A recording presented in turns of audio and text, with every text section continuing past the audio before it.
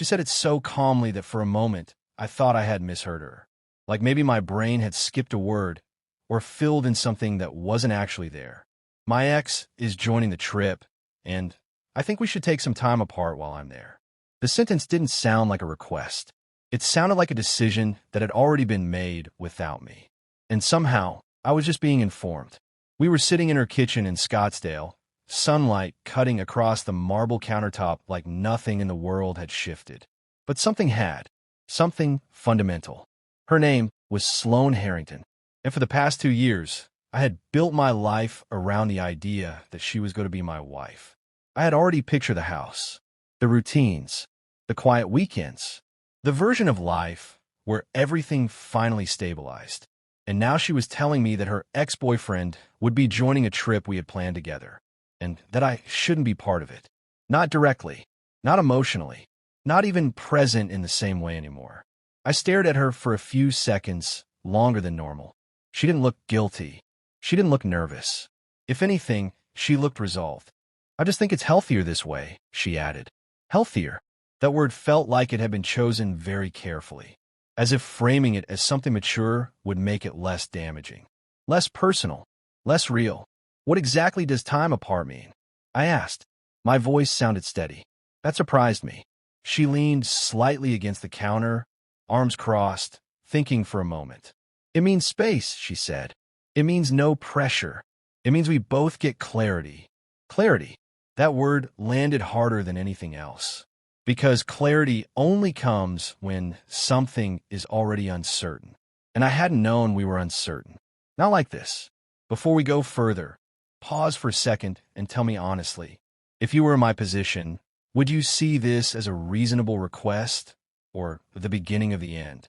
I didn't respond immediately because I realized something uncomfortable in that moment. If I reacted emotionally, I would look insecure. If I stayed calm, I would look like I was accepting it. Either way, I was losing ground. How long is the trip? I asked instead. 10 days, she said. 10 days. Long enough for anything to change. Long enough for something to end without officially ending. And after that, she hesitated, just slightly. We'll talk, she said. That hesitation told me more than her words ever could. There was no plan. There was no certainty. There was only drift. I nodded slowly, not because I agreed, but because I understood. This wasn't about the trip. This wasn't about logistics. This was about reopening something she had never fully closed. Her ex's name was Nolan Prescott. I had heard enough about him to recognize the pattern. The unfinished conversations, the emotional threads that never got properly cut. He wasn't just an ex. He was a version of her past that still had access to her present. And now, apparently, her future too. I won't stop you, I said finally. Her eyes flickered for a moment, like she hadn't expected that response. But I'm not going to pretend this is normal either.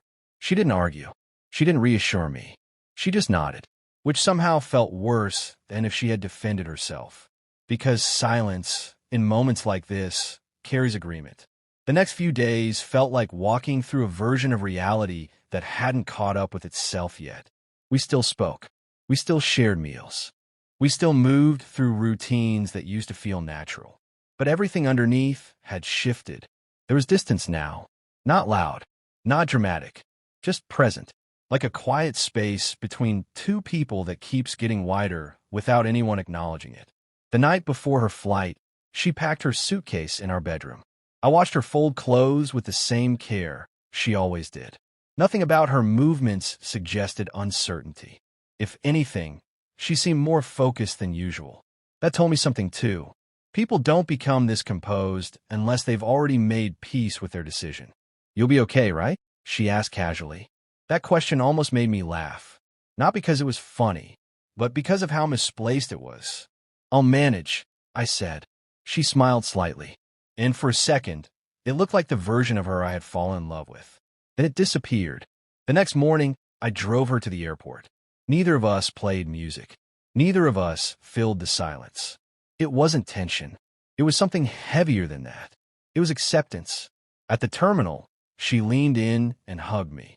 Not tightly, not loosely, just enough to maintain the shape of what we used to be. Take care of yourself, she said. You too. I replied. And then she walked away. Just like that. No final glance back. No hosetaschen. Just movement forward. I stood there for a few seconds longer than necessary. Then I turned and walked back to my car. The first 2 days were quiet. Too quiet. No calls. No messages. Nothing that resembled the relationship we had built. On the third day, she sent a text. Hope you're doing well. That was it. No mention of the trip. No mention of Nolan. No emotional context. Just distance, packaged as politeness. I didn't respond immediately, because I realized something else. This wasn't a pause. This was a transition. A slow shift from something defined into something ambiguous. By the 5th day, I stopped checking my phone as often. By the 7th, I stopped expecting anything.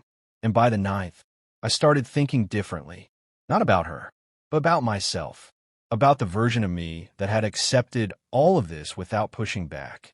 About the version of me that had prioritized understanding over boundaries.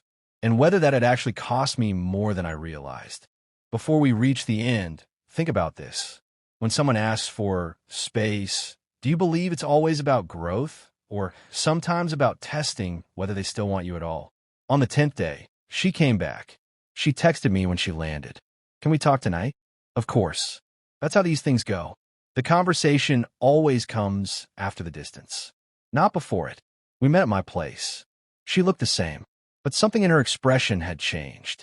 Not dramatically, just subtly, like someone who had resolved something internally. How was the trip? I asked. She hesitated. It was clarifying, she said. There was again. That word. Clarity. I nodded slowly. And what did you find clarity on? She took a breath. I think I need more time, she said. More time. After 10 days. After everything. More time. I looked at her for a long moment. Then I nodded again. Not because I agreed, but because I understood something clearly now. Okay, I said. Her eyes searched my face, as if trying to read what I meant by that. Okay, she repeated. Yeah, I said. I think I understand what you're asking for.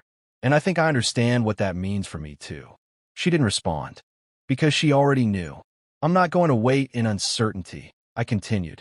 My voice was calm, steady, not defensive, not emotional, just resolved. I hope you find whatever you're looking for. But I'm stepping out of this. That was the first moment her expression shifted. Not dramatically, but enough. You're ending it? She asked quietly. I'm choosing clarity too, I said. Silence filled the room again. But this time it felt different. Not heavy, not uncertain, just final. She nodded slowly, and for the first time since this started, she looked unsure. Not about her decision, but about mine. And then she stood up, copped hip ache, and walked toward the door, just like she had at the airport. But this time she paused. Not for long, just enough to feel it. Then she left, and the door closed behind her. And for the first time in 10 days, everything felt clear.